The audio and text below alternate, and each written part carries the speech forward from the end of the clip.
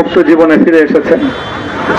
সর্বশেষ আজ আমার মুক্তির মধ্য দিয়ে 2021 সালে হেফাজতে ইসলাম বাংলাদেশ এবং এদেশের আলেম সমাজের উপর ইতিহাসের অন্যতম এক গভীর ষড়যন্ত্র এবং চক্রান্ত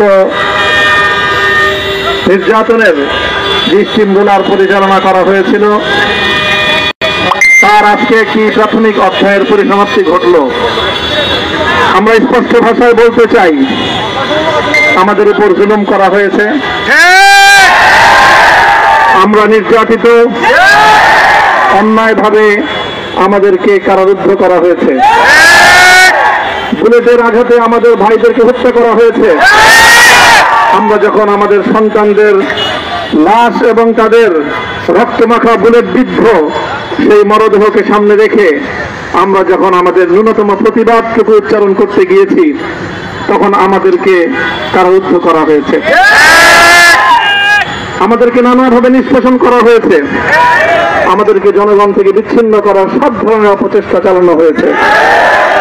আমি আজ এই মুহূর্তে আমার এই মুক্তি উপলক্ষে আমি বলতে চাই, আমাদের উপর জুলুম করা হয়েছে, এটাকে আমরা সহ্য করে নিলাম।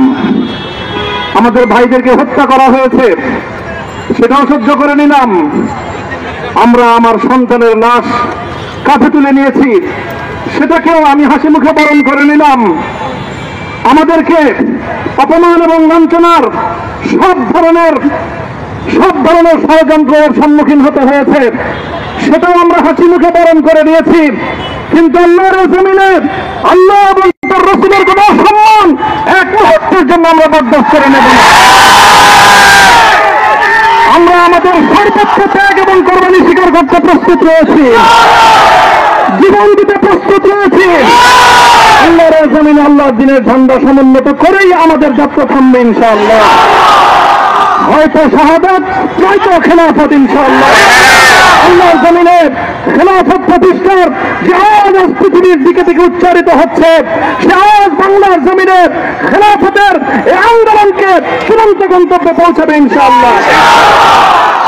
বাংলাদেশের আলেম সমাজ, হেফাজতে ইসলাম বাংলাদেশ সহ বাংলাদেশ খেলাফত মজলিস সহ সকল ভাতৃপ্রতিম সংগঠন, সকল ধর্মপ্রাণ, ইসলামপন্থী বিভিন্ন ছোটখাটো মতভেদ, মতবিরোধ, মত পার্থক্যের ঊর্ধ্বে উঠে যারা এলাহে কালিমাতুল্লাহর এই এক বাণীতে বিশ্বাসী, আল্লাহর জমিনে আল্লাহর দ্বীন কায়েম করতে চাই, আমাদের তাআলা ইলা কালিমাতিন সাওয়াইন বাইনানা ওয়া বাইনাকুম এই এক মন্ত্রে উজ্জীবিত হয়ে আল্লাহর দ্বীনের ঝান্ডা সমুন্নত করবার এই আন্দোলন এবং সংগ্রামে আমি নিজেকে উৎসর্গ করার ঘোষণা করছি।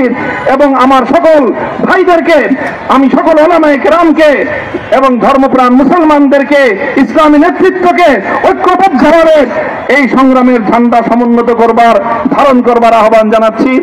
এবং আপনাদের সকলকে আবার শুকরিয়া জ্ঞাপন করছি যে আজকে আপনারা এভাবে আমাকে উৎসাহিত করেছেন, উজ্জীবিত করেছেন। আল্লাহ পাক আপনাদের সকলকে উত্তম বিনিময় দান করেন। প্রিয় ভাইয়েরা,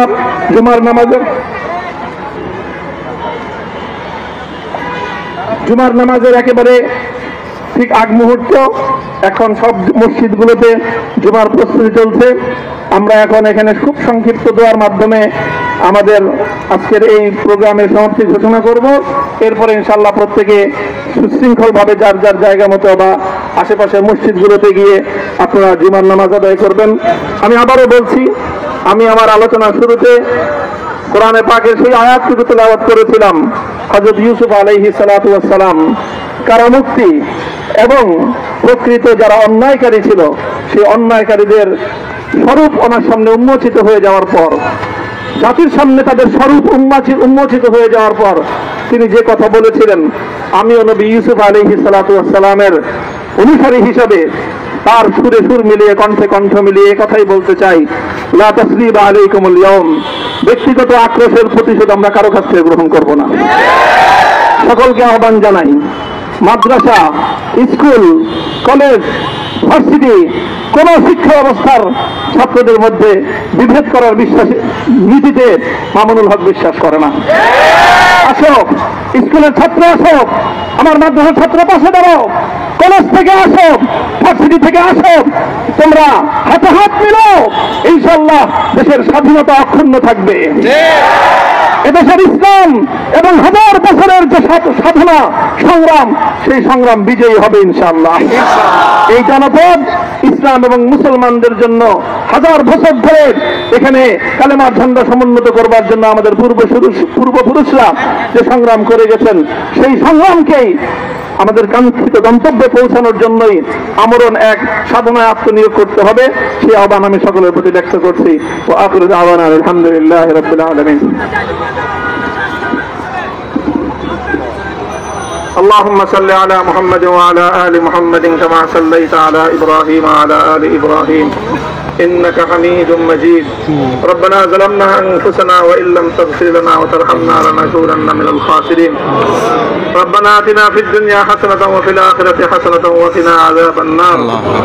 اللهم أحسن عاقبتنا في الأمور كلها وأجرنا من خزي الدنيا وعذاب الآخرة. اللهم آمين. يا الله إخلاصের সাথে শুধুমাত্র আপনার সন্তুষ্টির উদ্দেশ্যে আপনার দ্বীনের ঝান্ডা সমুন্নত করবার জন্য আল্লাহ আমাদের বুকে আপনি সাহস দিন, আল্লাহ সাহস দিন, হিম্মত দান করুন। আল্লাহ আপনার নুসরতকে, আপনার সাহায্যকে আমাদের সামিলে হাল করে দিন। আল্লাহ আপনি আমাদেরকে সাহায্য করুন। আমরা সংখ্যায় কম, শক্তিতে দুর্বল, আল্লাহ সর্বদিক থেকে আমরা অপ্রতুল, কিন্তু আপনার সাহায্য সাথে থাকলে আল্লাহ পৃথিবীর কোন শক্তি আমাদেরকে রুদ্ধ করতে পারবে না, পরাস্ত করতে পারবে না। আল্লাহ আমরা আপনার সাহায্য চাই। আল্লাহ জালিমের জিন্দানখানাগুলোতে সারা বিশ্ব জুড়ে অসংখ্য মুজাহিদিন, অসংখ্য মুসলিম সংগ্রামী, তারা দিনের পর দিন, মাসের পর মাস, বছরের পর বছর মানবেতর মজলুমিয়াতের জীবন যাপন করছে। ইয়া আল্লাহ সকল মজলুমদেরকে আপনি মুক্তির ব্যবস্থা করেন। ইয়া আল্লাহ তাদের মুক্তির জন্য যথাসাধ্য ভূমিকা পালন করার তৌফিক আমাদেরকে, পুরা উম্মাহকে আল্লাহ আপনি দান করুন।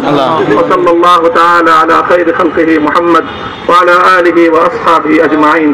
ইয়া আল্লাহ হেফাজতে ইসলামের সংগ্রামে হাটহাজারীর আমার যে ছাত্র, যে সন্তানগুলো শাহাদাত বরণ করেছিল, ব্রাহ্মণবাড়িয়ায় আমাদের যে সকল ভাইয়েরা, সন্তানেরা শাহাদাত বরণ করেছিল, শাপলা চত্বরে আমার যে সকল ভাইদের রক্তে ঢাকার রাজপথ রঞ্জিত হয়েছিল, আল্লাহ এই শাহাদাত গুলোকে তুমি কবুল করো।